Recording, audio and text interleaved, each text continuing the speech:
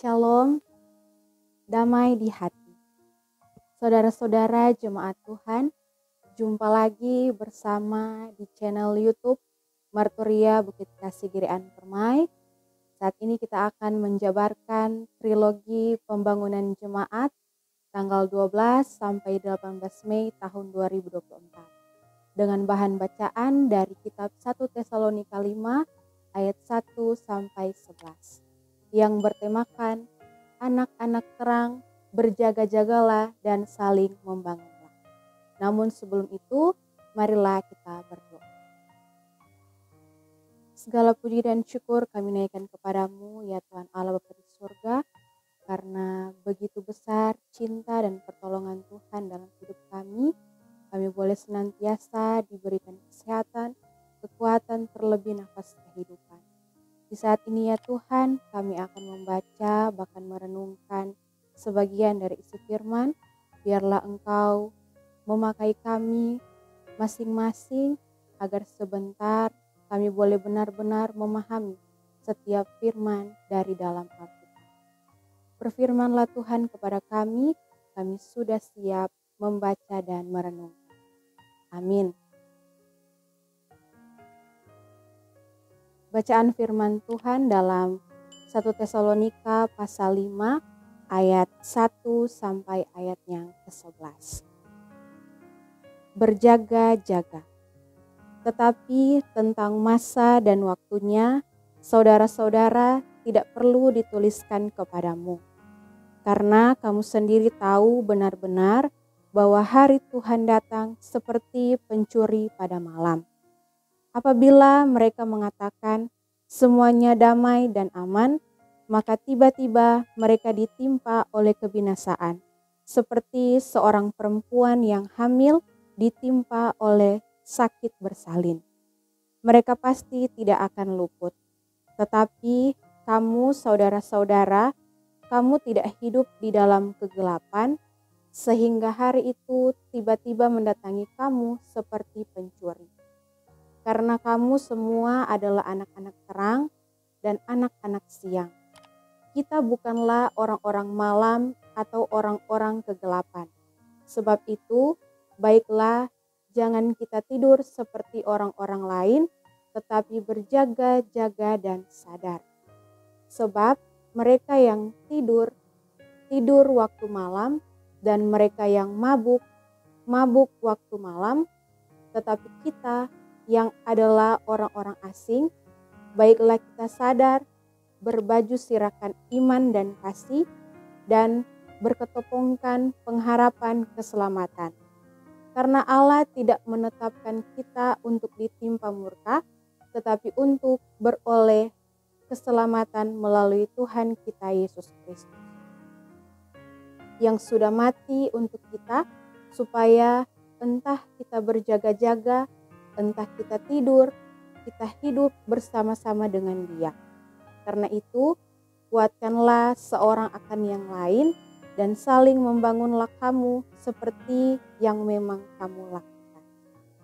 Demikianlah firman Tuhan, dan di saat ini kita akan bersama-sama menjabarkan trilogi pembangunan jemaat tanggal 12 sampai 18 Mei tahun 2024 dengan tema bulanan Roh Kudus baharuilah dan persatukanlah kami, dan tema mingguan anak-anak terang, berjaga-jagalah dan saling membangunlah.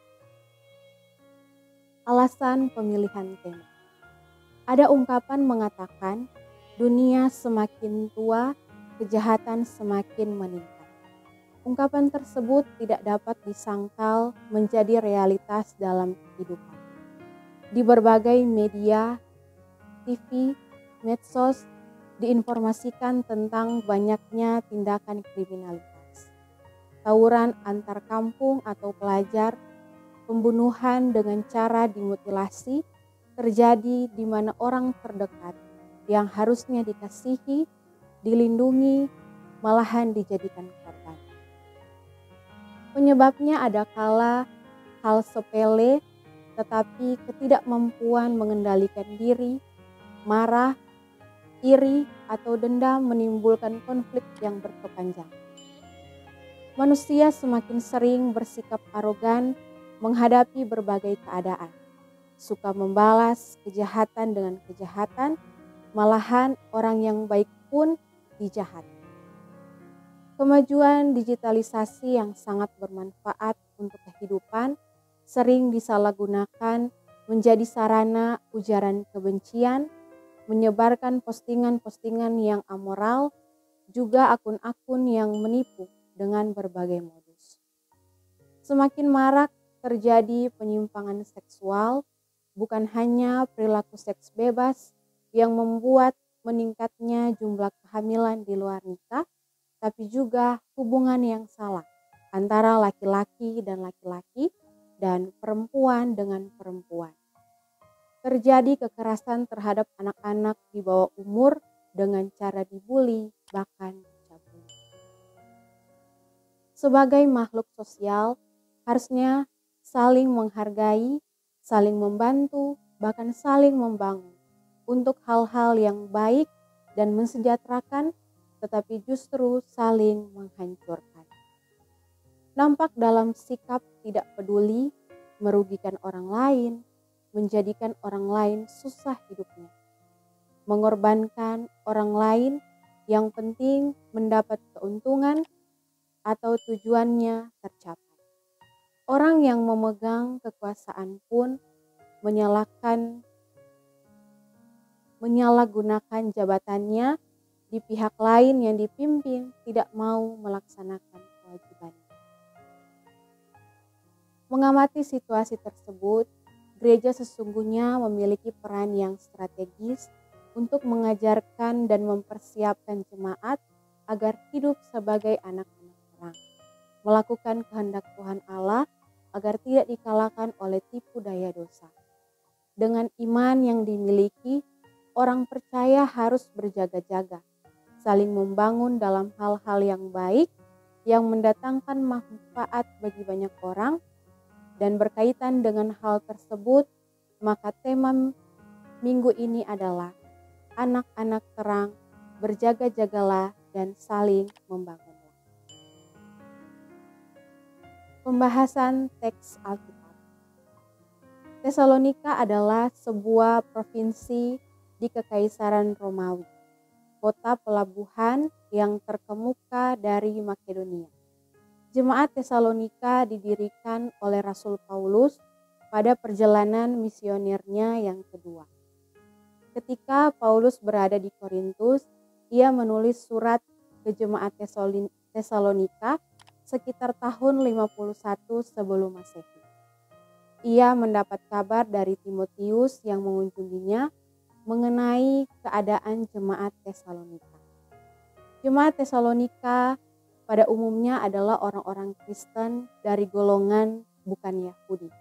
Ia bersyukur karena mendapatkan kabar bahwa jemaat setia kepada Tuhan, bahkan menjadi teladan bagi orang-orang percaya di Makedonia dan Akhaya.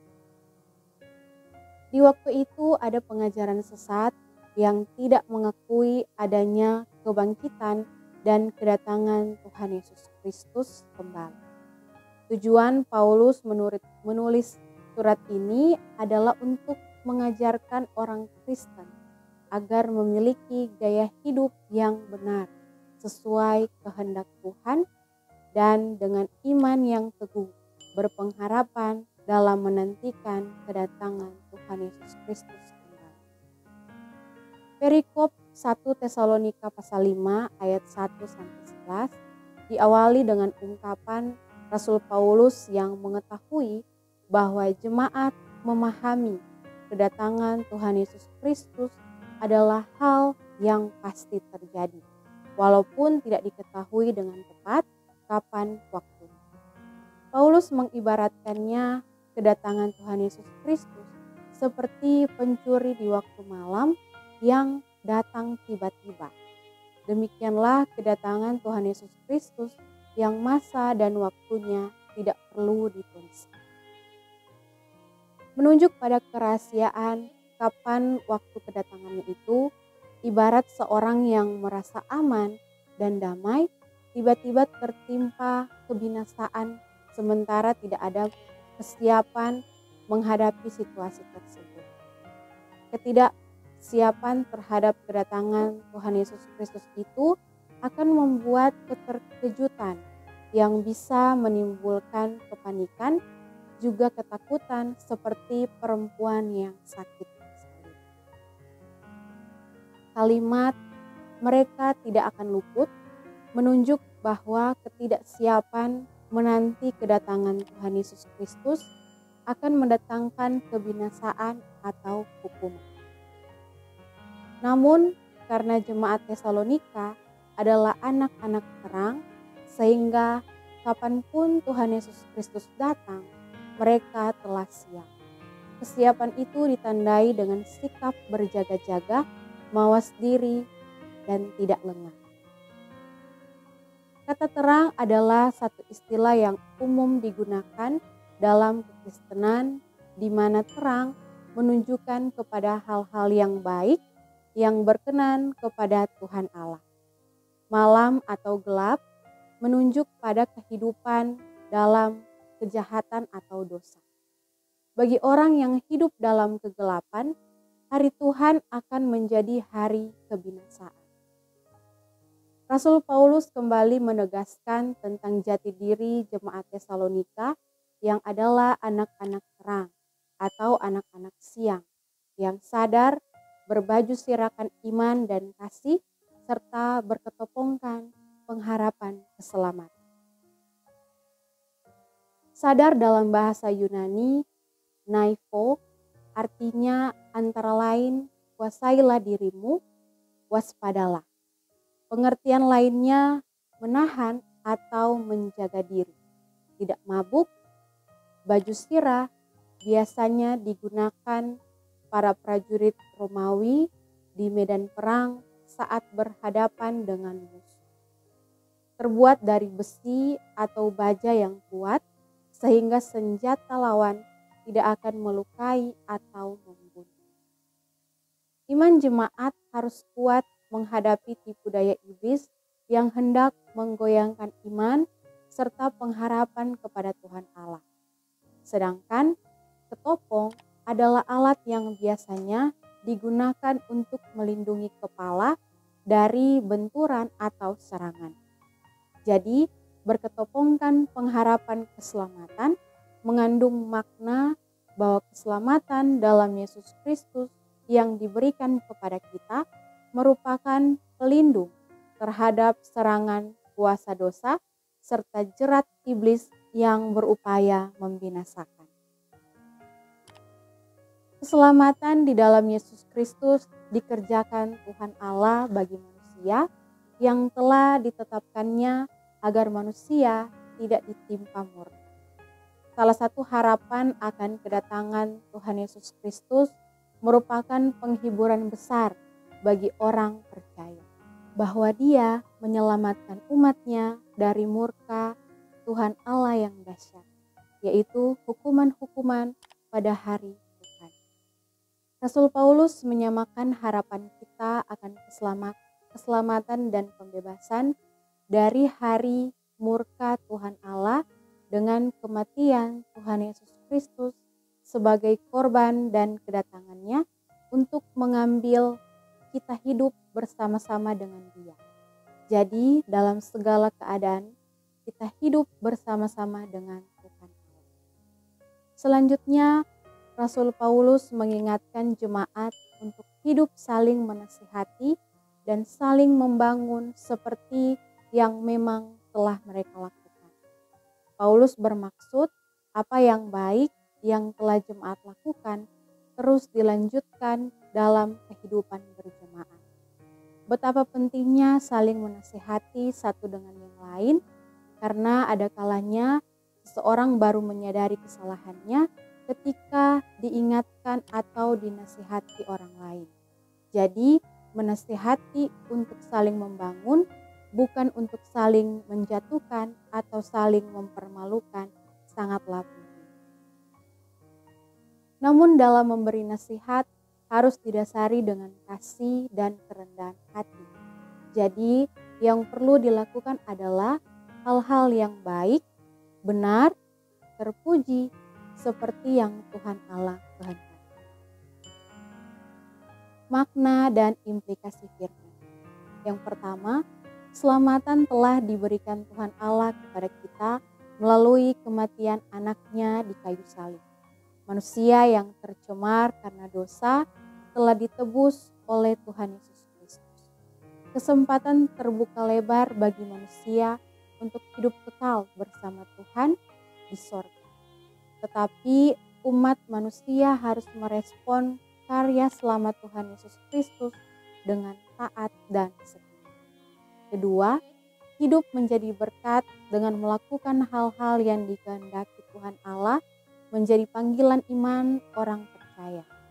Kita tidak boleh hanya hidup sekedar hidup, menjalani aktivitas sebagai rutinitas saja, tetapi harus mewujudkan iman kepada Yesus Kristus dalam keseharian.